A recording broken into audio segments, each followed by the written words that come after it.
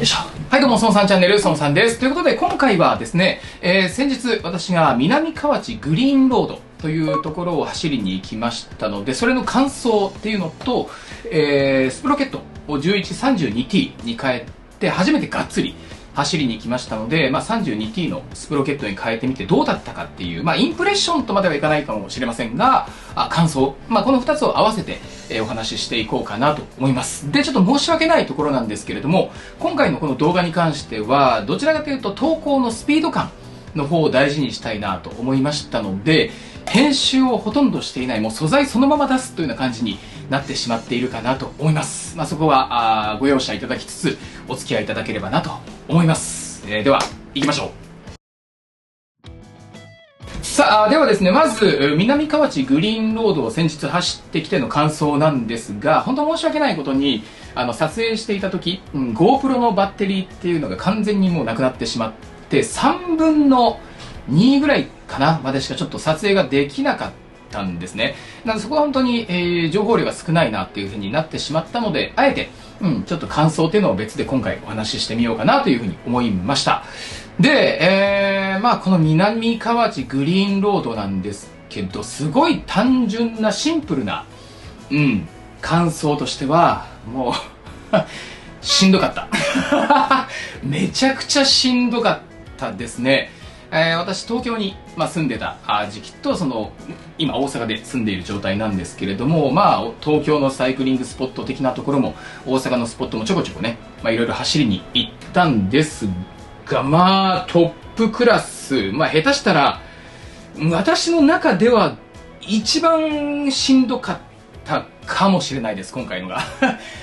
なんでそんなしんどかったのかってとこなんですが、私実は自分で、そのルート自体は引いてはいったんですけど、南河内グリーンロード自体全然調べていってなかったんですね。で、走って実際に、で、帰ってきてからどうだったんだろうって調べたところ、サイクルスポーツ .jp っていうサイトが、あるんですね。そのサイトで、いろんな全国のサイクリングスポットとかサイクリングコースっていうのを紹介してくださっているサイトさんなんですが、で、紹介しているコースが、初級、中級、上級っていう風に評価を分けてらっしゃるんですよ。で、この南河内グリーンロードが、もうがっつりもう上級。ドクーンってもうドサーって上級なんですよ。もう、そんなこととはつゆ知らず、のうのうと私言ったもんですから、ものすごい返り討ちにあったというかもうしんどかったんですよ。もともとしんどいものだったんだなって感じなんですけど、で、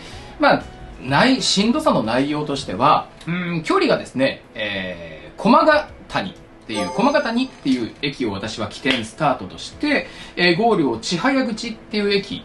をゴールにしたんですね。距離がだいたい28から29キロぐらい。なので、めちゃくちゃ短いわけでもないし、めちゃくちゃ長いわけでもない。走り応えのある距離だなっていう。だいたい30キロ近くっていう感じなんですけど、走行じゃなくて、思いっきりね、私、山の方に走りに行くから、ヒルクライムは覚悟はしてたんですけど、もうしっかりヒルクライムなんですよ。で、ヒルクライムの内容っていうのが、アップダウンがずっとあるって感じなんですよね。もう体感だけで言うと、もう10回以上、もっとかな、ぐらいずっとアップダウンがあるんですよ。で、このアップダウンがなかなかやらしくて、下るじゃないですか。下りっていうのが、ちょっと下って、よし、登ろうとかじゃないんですよ。もう下るときはガツンって下らされるんですよね。で、その後ドカーンってまた登らされるんですよ。で、毎回下った後に来るこの登りっていうのが、だいたい全部勾配 10%。毎回勾配 10% を結構な距離登らされて、またガツンと下ろされて、また登るみたいなのが繰り返し来るんですよね。全部が全部ではないんですけど、最低でも勾配 7% かな、もうアップダウンがずっと来るんですよ。だったらダウンさせんなよと。こう言ってくれたらなんかまだいいものの、こうやってるんですよね。それがね、結構しんどい。肉体的なしんどさもさることながら、なんか精神的に来るんですよ。下っていくときに気持ちいいとか、よし、ここで回復しとこうとか、そういう気持ちになれなくて、なんかもう、下ってる時から顔色おかしくなってくるんですよね。だからそこがちょっと精神的にしんどかったなっていう。ちょっと引き合いに出してしまってあれなんですけど、東京にいた時に挑戦した都民の森ヒルクライムっっていうのは、なんか道中ずっと5% 級ぐらいの、あんまりきつくもないかぐらいの上り坂を永遠に何十キロって登っていくんですよね。あれもだいたい2、30キロぐらいのコースだと思うんですけど、こう緩やかにずっと登っていって、最後の3キロ 10% 超えますよっつってこう登らされるみたいな。緩やかに登って最後ドンなんですけど、南河内グリーンロードは、ここに行くまでの道中、こうやって登っていくみたいな感じなんですよ。だからもうそれがね、きつい。登るなら登る、下るなら下る、もうはっきりしてみたいな感じのところだったので、いやー、そこがしんどかったですね。で、もう一つ、大きくしんどかったなっていう要因が、これは本当に私の個人的な、感想というか感じたところなので、参考にもしないでおいていただければとは思うんですが、景観、景色ですね。景色が、そんなに良くない。語弊がないように、ちゃんと言うとしたら、悪くないんですよ。やっぱり登っていってるから、その景色は、いいはいいんですけど、今まで体験してきた、景色たちに比べると、そんなに良くないんですよね。それこそ、さっき言った都民の森とかも、すごい絶景が多かったので、それに比べるとっていうのもあるし、東京時代の奥多摩、奥多摩と比べてもやっぱり全然ねってな感じだし、ちょっと前に行った大阪の滝畑ダム、の道中もすごいいい景色多かったんですけど、なんかそれと比べてもなとかちょっと大阪から出ちゃうけど奈良の飛鳥ももっと良かったしなって考えると、ちょっと道中の景観が私の中ではそこまで刺さらなくて、でヒルクライムの楽しみ良さの一つとしては、やっぱり山の方に走りに行くことによって普段とはもう全く違う別のもう乖離されたような世界観というかっていう景色を楽しむのもあるじゃないですか。それがなんか走ってるこのアップダウンのしんどさに似合ったほどの景観ではなかったかなっていうのが、なんかしんどさにつながった一つかなっていうのがありました。これは全然人によって感覚は違うと思うんですけどね。トレーニングとかヒルクライムのトレーニングとかっていう理由で行くところの方がなんかシーンとしては合ってるのかなと個人的には、思いました。ただね、道中出会った自転車乗られたお父さんの話を聞くと、いろんな別の道につながっていたりとか、脇道抜け道とかいろいろあって、そういうのを駆使するともっと楽しさの広がるコースなのかもしれないなっていう感じですね。私はちょっとそこまでね、脇道裏道は行ってないので今回分からなかったんですけど、結論としては私は南河内グリーンロードはもう行かないかな行かないかなっていうところです。理由は簡単で、目的がないんですよ、行くっていうことで。今まで私が好きなコースとか好きな場所っていうのは大体何度も行くとこって理由があるんですよね。奥多摩は、景色が第一に大好きっていうのと、奥多摩からもうちょっと先に10キロぐらい行ったところにある日原鍾乳洞、鍾乳洞があるんですが、それがめちゃくちゃ綺麗なんですよ。だそれを目的に奥多摩の方にはやっぱり毎回行くとかもあったし、奥多摩駅の近くから氷川キャンプ場っていうね、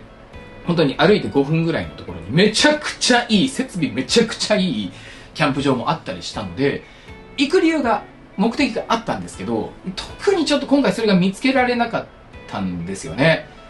あえて言うとしたら、もう走りきらない、本当3分の1ぐらい、南河内グリーンロードの3分の1ぐらいのところにある、道の駅、そこで売ってるブドウがめちゃくちゃ安くて美味しいっていうのがあったので、ブドウ買いに行くっていうので走りに行くってことはあるとしても、グリーンロードを走り切るっていうのはちょっと私の中で目的はもうないかなと思いました。これは私の個人的な、感想になりますので。では続きまして、エスプロケットですね。1128T から 1132T に自分で、組み替えてみて、実際今回、その南河内グリーンロードっていう、ヒルクライム。ヒルクライムの目的で行ったわけではなかったんですが、ヒルクライムをやってきての感想なんですけれども、これはね、1132T はもう抜群に良かったです。私はそう思ったってところではあるんですけど、ちょっとレベルが違うというか、なんか全く違うものになったなっていう感じがしました。走り心地というか走り応えというか、なんかシーンが変わったというか、正直この南河内グリーンロードっていうのを走る上でのこのアップダウンのきつさを考えた時に、今までの 1128T だとちょっと、無理とまでは言わないんだけど余裕はなかったなと多分ね思うんですけど、この 1132T で挑戦したことによって、まあしんどいけど全然大丈夫みたいなそのぐらいのなんか許容範囲で収まったというか、余裕が全然違ったなという、感じがしましたね。恩恵としてはぶっちゃけ、勾配 5% だ 7% だっていうのはあんまり感じないんですよ。1128T の頃でも全然それはクリアできたんですけど、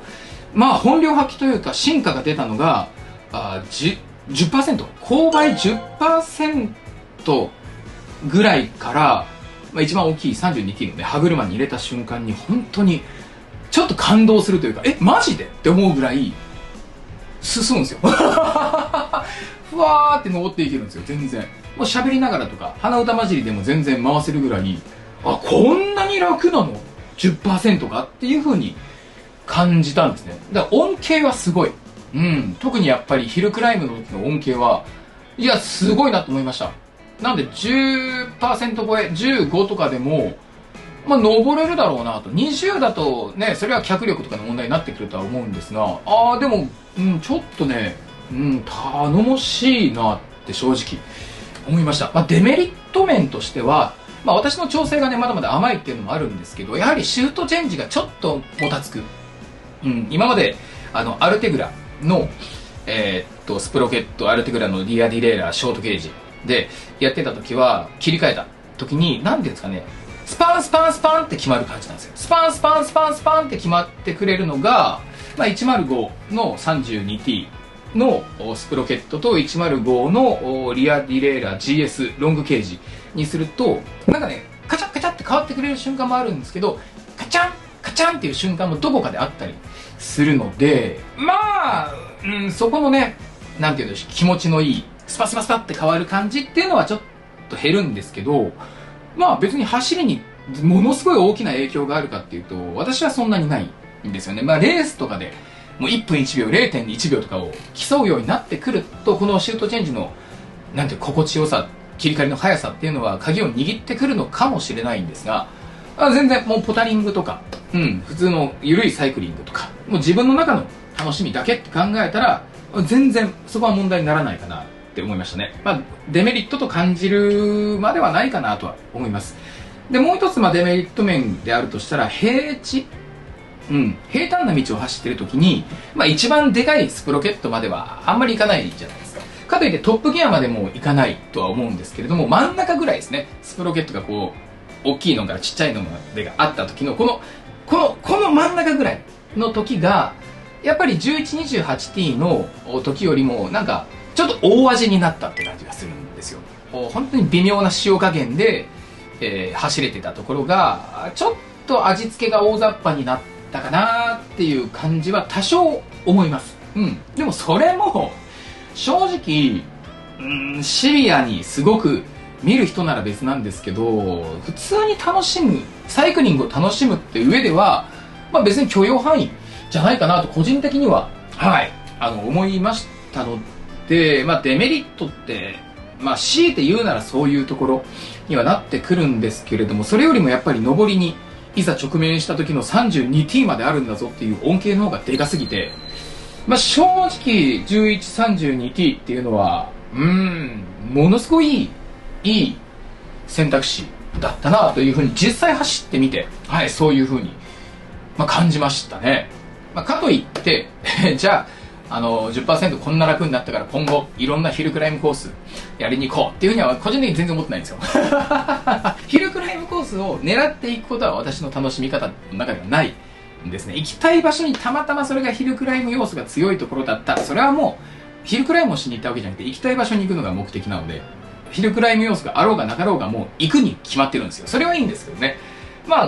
スプロゲットがこうなったからといってあえてしんどいところを目指すっていうのは、今後もしていかないかなとは思います。行きたい場所がもうちょっと気軽に、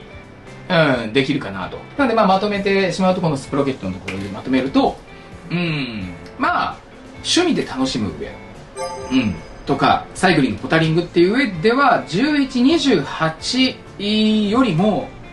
まあ、11301132ぐらいのちょっと大きめのスプロケットがあるよっていう方が、何か不意に来たヒルクライムとかにも臆せずに楽しいままそのまま走っていけるからいいんじゃないかなというふうに、思いました。脚力をそんなに鍛えなくてもスプロケットが助けてくれるので、逆に、速さを求める人とかレースに何か重きを置いてるとか、速度が絶対的に関わるんだっていう方はちょっと考えどころかなというふうには思います。はい。私はもう、趣味で楽しむという方には1132、まあ一歩引いても1130っていうのはものすごくおすすめの構成だなというふうに、今回感じましたね。さあ、まとめです。といっても今回はですね、随所随所でまとめたので、もうまとめるもの何もないんですけどで、思ったのが一つあって、私今後ね、もうコンポに関してはカスタムしないですこれ完成形、私の中でと思いました。もう今105で全部揃ってますけど、アルテグラに全部変えるかっていうと、まあ別にアルテグラまでいらないかなっていうのが私の中で今結論づいているところだし、まあ 32T で本当に良かったなっていうので、もうこれを30や28T にも戻すこともないかなと思います。で、クランクの大きさもうちょっとちっちゃいのでもいいかなって思いつつも、この前走って、いや、あれでこうできたんだったらもうこれでいいやっていう感じなので、ちょっともうね、私の自転車はもうカスタマイズすることはないんじゃないかなと正直、思いました。で、今後カスタムしていくとしたら、いかに荷物を積み込めるようにするか。完全にキャンプライドの方に、焦点を合わせて、今後、季節的には、虫が少なくなってくるね、涼しい時期に今後なってくると思うので、キャンプをしたいっていうのにもっと焦点合わせて、改造を、していこうかなというふうに思っています。速さを求めるような特にカスタマイズはないかなと、思います。ちょっとね、つけてみたいものはちょっといろいろあるので、また今度ちょっとそれにも挑戦してみようかなと思います。ということで、今回はこれくらいかな。以上、それではまたお会いしましょう。バイバイ。お疲れ様。